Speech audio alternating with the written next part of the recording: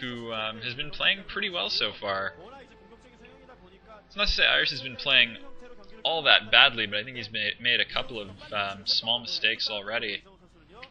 So, game is still relatively even, but I'm going to give the slight nod to Firebathero at this stage, and Firebathero is on the move into the middle with 3 tanks and 2 vultures, and a couple of more vultures arriving. And let's see, does Iris have a comparable force? Iris has fewer tanks and Goliaths on the ground early, and Goliaths are pretty effective against vultures, but not so much against tanks.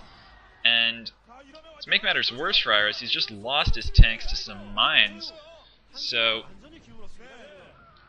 Firebathero with a stronger army on the ground at that part of the map, at the very least, and so he's going to gain some space, and he's going to position himself on that bridge leading out of Iris's natural and start sieging. So there's a bit of a containment going on, and Iris is going to have to respond to this in some way, and Iris is looking to go and mount some kind of offense with his Goliaths, but he's just gotten stomped on by Firebathero's tanks. Now Iris has gone mass vultures apparently. It looks to me like they have speed upgrade. Certainly mines. It's a bit hard to tell where they had speed because they were making very small movements around the base there, but we'll be able to see that soon enough. So some mines up for Iris, but his natural is getting shelled, and he doesn't have any way of getting out of his base without running into those tanks until he mines out those minerals.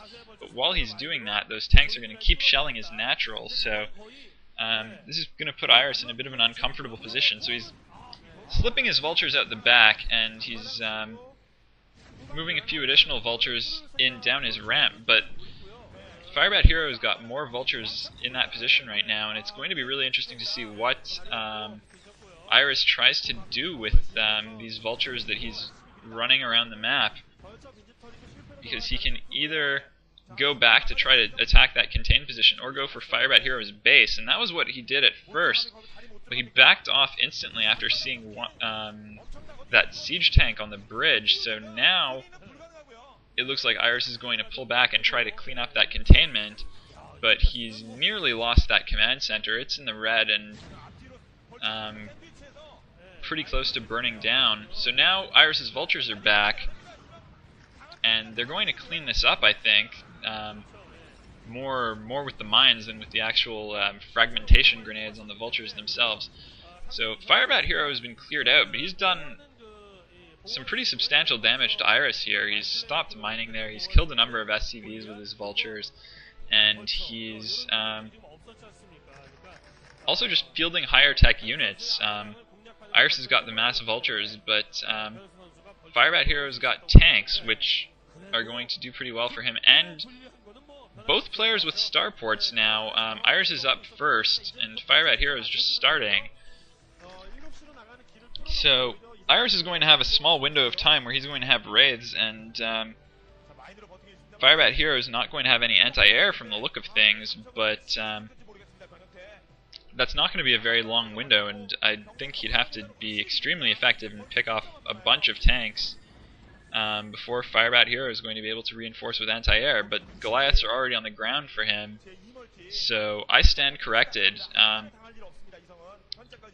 Firebathero is going to be just fine in dealing with the Wraith that's going to be coming from Iris. And all of the action is still taking place at those bridges outside of Firebathero's, outside of Iris's natural, and it looks like Firebathero is reinforcing quickly enough to be able to encroach, and I don't know if Iris has siege tech yet. That's probably just researching now. I imagine he went speed and mines because he committed to mass vultures. So that's another advantage for Firebathero, is that he'll have siege mode and Iris won't, and until that's equalized, Firebathero's tanks are just going to be more effective, and those vultures trying to get out the back are cornered and getting corralled back into Iris's base. So this is some pretty heavy containment taking place right here, and Iris, the Berserker Terran, the attacking player, hasn't been able to muster anything. If anything, it's Firebathero who's been bringing all the aggression here, and I don't know, maybe he's eaten Iris's soul. Iris, in his first really aggressive move of the game, he's pulling SCVs off the line to try to break this tank contain, but not enough. GG. Iris getting pretty comprehensively outplayed there, and Firebathero is getting out of that booth a bit gingerly. He might be looking to do some dancing to rub this one in Iris's face, but no, he's going to just head over and give some very lax high 10s and high 5s to his teammates and coaching staff. Little fist pump and a bow for the camera. That's a very muted expression of victory from Firebathero there. I was expecting a little bit more emotion, because that's what we usually see from him. Iris looking a little disappointed, getting consoled by his CJ Entus teammates, but CJ is still leading this set 2-1, so they may have lost that battle, but they might still yet win the war. GG, we're going to be moving on to set 4 shortly. See you there.